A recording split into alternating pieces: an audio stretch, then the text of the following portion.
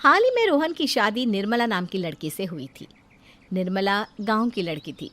रोहन के पिता और निर्मला के पिता दोनों बचपन के दोस्त थे। उन्होंने बचपन में ही एक दूसरे से वादा कर लिया था कि दोनों बच्चों के बड़े होते ही उनकी शादी करवा देंगे। इसलिए वादे के अनुसार रोहन के पिता निर्मला को अपनी बहू बनाकर घर ले आते हैं। निर्मला अपने साथ अपनी गाय भी लेकर आ जाती है और उसे घर के आंगन में बांध देती है। अरे ये क्या माँ, भाभी तो गाय भी लेकर आई हैं हमारे घर में। अभी घर में गाय बंधी देखकर आस पड़ोस के लोग तो हमारा मजाक उड़ाएंगे ना। हाँ बेटा, तू ठीक कहती है, लेकिन क्या करूँ मैं। तू तो जानती है तेरे पिता किसी की नहीं सुनते। अरे ये क्या निर्मला, तुम अपने साथ गाय क्यों लेकर आई हो? आपके शहर में पैकेट वाला मिलावटी दूध मिलता है ना, लेकिन मुझे तो रोज ताजा दूध पीने की आदत है। गाय लाकर मैंने ना बहुत अच्छा किया है। अब हम सब रोज ना गाय का ताजा ताजा दूध पियेंगे। अरे ये सब तो ठीक है, लेकिन तुम ध्यान रखना कि तुम्हारी गाय की वजह से आस पड़ोस के लोगों को कोई तकलीफ ना हो। हाँ हाँ, मैं सब देख लूँगी, आप चिंता ना करें। कुछ दिन बीत जाते हैं। फिर एक दिन, चल बहू, आज हमें बाजार से सब्जी खरीदने जाना है। उसके बाद सुनीता निर्मला को बाजार में ले जाती है। सब्जी के महंगे दाम देखकर निर्मला के तो होश उड़ जाते हैं। ये क्या माँ जी, 1000 रुपये की सब्जी, ये तो बहुत ही ज़्यादा है। अब क्या करे बहू, शहर का तो यही हाल है। ना ना ना, मैं इस तरह पैसों की बर्बादी बर्दाश्त नहीं कर सकती। अब से ना हम इस बाजार से सब्जी नहीं खरीदेंगे। हाँ। फिर अगले दिन निर्मला घर के आंगन की मिट्टी खोद कर वहाँ तरह तरह की सब्जियाँ लगा देती है। अरे काव्या, तेरी भाभी तो बहुत अजीब है। उसने तेरे पूरे आंगन को खेत बना कर रख दिया। मेरी समझ में नहीं आता तुम लोग इस लड़की को कहाँ से पकड़ कर लाए हो। अरे सब मेरे पिताजी का किया धरा है। सालों पहले अपने दोस्त से किए वादे के चलते उन्होंने उस गवार को हमारे गले बांध दिया। अरे तेरी भाभी सच में एक नंबर की गंवार है। उसे तो ढंग के कपड़े पहनने तक नहीं आते, ऊपर से उसने तेरे घर को गांव का तबेला बनाकर रख दिया है। उन औरतों की बातें सुनकर काव्या को बहुत बुरा लगता है। फिर वो अपने भाई रोहन से इस बात की शिकायत करने लगती है। रोहन निर्मला को समझाने की बहुत कोशिश करता है, लेकिन निर्मला के आगे उसकी एक नहीं चलती। फिर एक दिन रोहन निर्मला को एक शादी में ले जाता है। सभी मेहमान खाना खाने में व्यस्त थे। उधर रोहन भी अपने दोस्तों से गप्पे लड़ाने लगता है। तभी निर्मला तंदूरी चिकन के स्टॉल से ढेर सारे लेग पीस उठाकर अपने पर्स में डालना शुरू कर देती है। घर जाने के बाद इसे फ्रिज में रख दूंगी और कल सुबह मच्छी सिखाऊंगी। फिर खाना खाने के बाद दोनों पति पत्नी वहाँ से जाने लगते हैं, लेकिन तभी दुल्हन का भाई उन्हें रोक लेता है। अरे ये सब क्या है? मैंने यहाँ खाना खाने के लिए सबको बुलाया था, खाना चोरी करने के लिए नहीं। तुमने पर्स में जो चिकन के लेग पीस छुपा रखे ना, चलो बाहर निकालो उन्हें। दुल्हन का भाई फौरन निर्मला से पर्स छीनकर सारे लेग पीस बाहर निकाल लेता है। मैंने इतना खर्चा करके खाने पीने का इंतजाम किया है और तुम हो कि यहाँ से खाना चोरी करके ले जा रही हो? शर्म आनी चाहिए तुम्हें। वहाँ मौजूद सभी लोग निर्मला को भला बुरा कहने लगते हैं। अपनी बेइज्जती होते देख रोहन दुल्हन के भाई से माफ़ी मांगकर निर्मला को घर ले आता है। निर्मला, आज तुमने सबके सामने मेरी नाक कटवा दी। आखिर तुम्हें चिकन के पीस चुराने की ज़रूरत क्या थी? मुझे माफ़ कर दीजिए रोहन जी। दरअसल ना, हमारे गांव में जब भी शादी होती थी तब मैं और मेरी सहेलियाँ इसी तरह शादी से ढेर सारा खाना लेकर आते थे। मुझे नहीं पता था कि मेरी इस गलती से आपकी इतनी बेइज्जती हो जाएगी। मुझे माफ़ कर दीजिए, आज के बाद ऐसी गलती कभी ना करेंगे। इतना कहकर निर्मला रोने लगती है। निर्मला को रोते देख रोहन का दिल पिघल जाता है और वो उसे माफ़ करके गले लगा लेता है। इस तरह कुछ दिन बीत जाते हैं। फिर एक दिन रोहन उदास होकर घर लौटता है। रोहन के कपड़े बुरी तरह फटे हुए थे। अरे बेटा, ये सब क्या है? किसी के साथ मारा पीटी हो गई है क्या? नहीं माँ, आज हमारी ज़िंदगी का सबसे बुरा दिन है। म्यूनसिपालिटी वालों ने हमारी दुकान तोड़ दी। आज से हमारी आमदनी पूरी तरह बंद हो गई। हे भगवान, हमने तो किस्त पर ढेर सारा सामान ले रखा है। अब हम सारे सामान की किस्त कैसे चुकाएंगे? मेरी तो सोचने समझने की शक्ति ही खत्म हो गई। पता नहीं आगे हमें और कितनी मुसीबत झेलनी पड़ेगी। आप सबको ना चिंता करने की जरूरत ना है, मैं सब ठीक कर दूंगी। तो कहना क्या चाहती है बहू? हम ना बोल कर नहीं बल्कि करके दिखाएंगे। हाँ। उसके बाद निर्मला अपने पिता को फ़ोन करके गांव से 5 गाय मंगवा लेती है और फिर अगले दिन निर्मला सभी गायों का दूध निकाल कर बड़े बर्तन में भर लेती है। तुम ये सब क्या कर रही हो निर्मला? मेरी तो कुछ समझ में नहीं आ रहा। हम ना इन गायों का दूध बेचने जा रहे हैं, उसके बाद हमारे पैसों की समस्या खत्म हो जाएगी। हे भगवान, बस यही दिन देखना बाकी रह गया था। भाभी दूध वाली बनकर दूध बेचेंगी तो मोहल्ले में इज्जत क्या रहेगी हमारी। सभी लोग हमें तरह तरह के ताने मारेंगे। आप ना ऐसी बेकार की बातें ना करो काव्या जी। जब जेब का पैसा और पेट की रोटी छिन जाती है तो इंसान पहले अपने और अपने परिवार के बारे में सोचता है। और वैसे भी जिस काम से हमारा घर चले उसकी कभी ना बुराई नहीं करनी चाहिए। फिर निर्मला दूध के 2 बड़े बर्तन साइकिल के दोनों तरफ लटकाकर मोहल्ले में घूमने लगती है। दूध ले लो, दूध, गाय का ताजा ताजा दूध ले लो, बिना मिलावट का शुद्ध दूध ले लो। चलो चलो आओ भाई, जल्दी ले लो। तभी निर्मला के पास कुछ औरतें आती हैं। अरे तुम तो सुनीता की बहू हो ना, तुम इस तरह सड़क पर दूध क्यों बेच रही हो? निर्मला उन दोनों औरतों को अपने घर के हालातों के बारे में सब बता देती है। देखिए, मैंने ना अभी अभी गाय का ताजा दूध निकाला है। आप सब तो रोज पैकेट का दूध पीती हो, आज गाय का ताजा दूध पी कर देखिए, इसकी ना बात ही कुछ और है। हाँ बहू, मुझे तुम्हारी बात समझ में आ गई। लाओ, मुझे 2 लीटर दूध दे दो।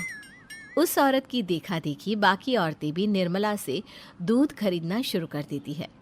थोड़ी ही देर में निर्मला सारा दूध बेचकर ढेर सारे पैसे इकट्ठे कर लेती है। उसके बाद निर्मला घर जाकर सारे पैसे अपनी सास को पकड़ा देती है। अरे बहू, इतने सारे पैसे! सच में तेरा आइडिया तो काम कर गया। अरे माँ जी, आप तो बस देखती जाइए, कुछ ही दिनों में मैं अपने घर की सारी समस्या खत्म कर दूंगी। हाँ। फिर अगले दिन से निर्मला गायों के गोबर से ढेर सारे उपले तैयार करके बेचना शुरू कर देती है। निर्मला को पैसे कमाते देख रोहन के अंदर भी हिम्मत आ जाती है और वो भी दूध बेचने का फैसला करता है। निर्मला के कहने पर उसके पिताजी कुछ और गायों का बंदोबस्त कर देते हैं। इस तरह दोनों पति पत्नी मिलकर दूध बेचना शुरू कर देते हैं। कुछ ही महीनों में उनका दूध का व्यापार खूब फल फूल जाता है। इसके चलते रोहन एक बड़ी दूध की डेयरी भी खोल लेता है। पिताजी, जब आपने निर्मला से मेरी शादी करवाई थी तब मैं मन ही मन आपको कोसा करता था, लेकिन आज मेरी समझ में आया कि आपका फैसला बिल्कुल सही था। आज अगर निर्मला ना होती तो पता नहीं हमारा क्या हाल होता। हाँ बेटा, तू ठीक कहता है। हमारी बहू ने तो हमें उजड़ने से बचा लिया। भगवान ऐसी बहू सबको दे। इस तरह निर्मला की समझदारी के चलते सब कुछ ठीक हो जाता है और वो सभी हंसी खुशी अपना जीवन जीने लगते हैं। अरे माँ जी, जल्दी चलिए, देखिए आपके घर के बाहर एम्बुलेंस आई है। गायत्री भागती हुई दरवाजे पर आती है। तभी उसकी बहू चांदनी को एम्बुलेंस से बाहर लाया जाता है। हे भगवान, ये मेरी बहू को क्या हो गया? एक्सीडेंट हो गया माँ जी।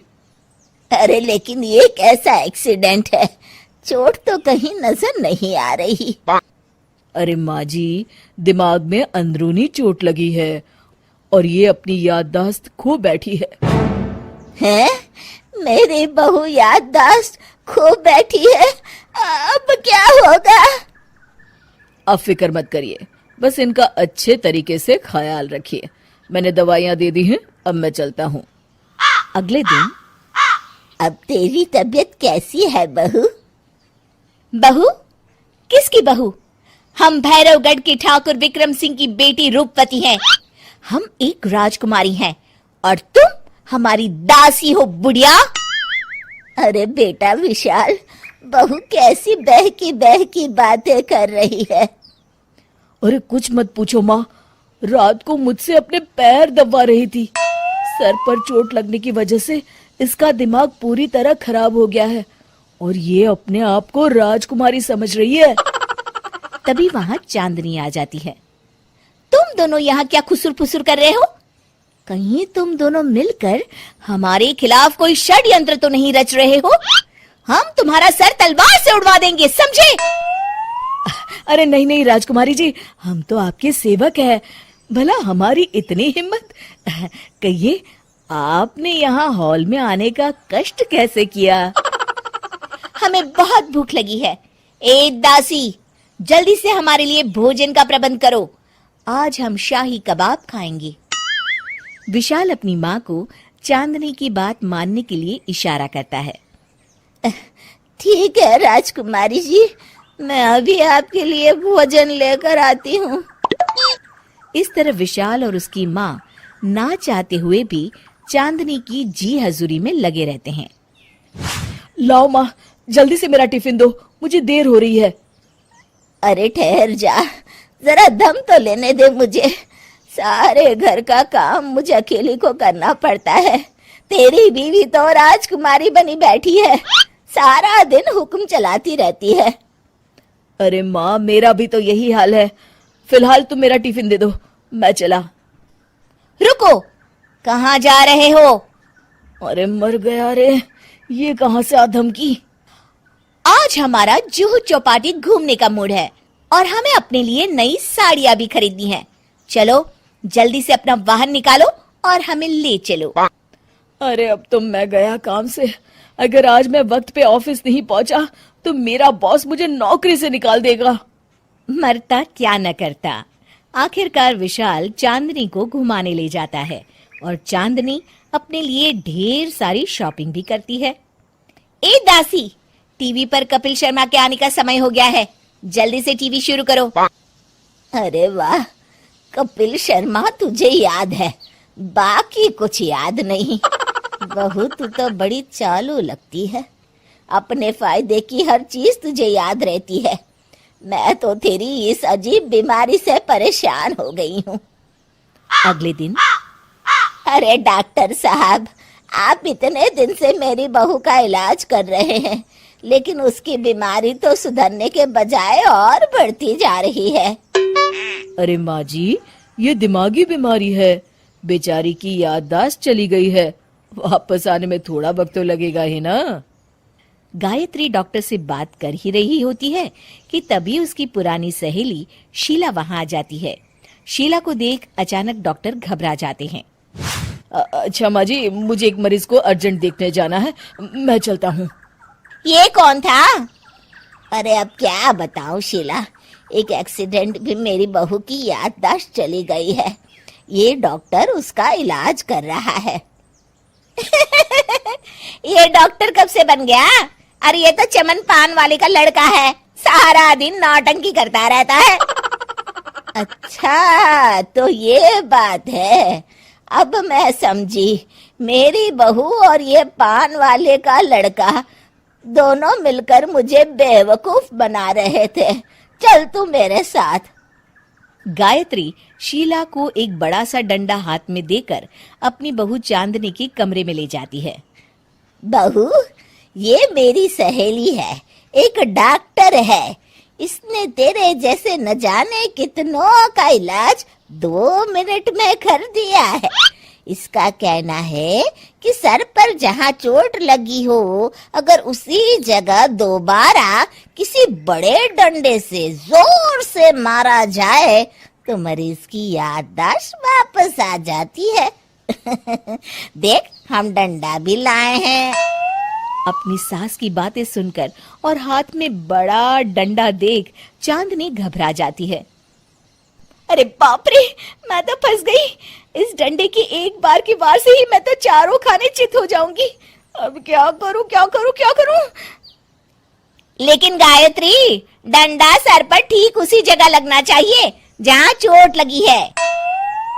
अरे तू चिंता मत कर, 2-4 बार मारूंगी तो एक बार तो सही जगह लग ही जाएगा ना। चल बहू, तैयार हो जा। अरे नहीं नहीं माँ जी, मुझे मत मारिए। दरअसल घर के काम करने से बचने के लिए मैंने ये सब नाटक किया था। मुझे माफ कर दीजिए, मैं कान पकड़ती हूँ, दोबारा ऐसी गलती कभी नहीं करूंगी।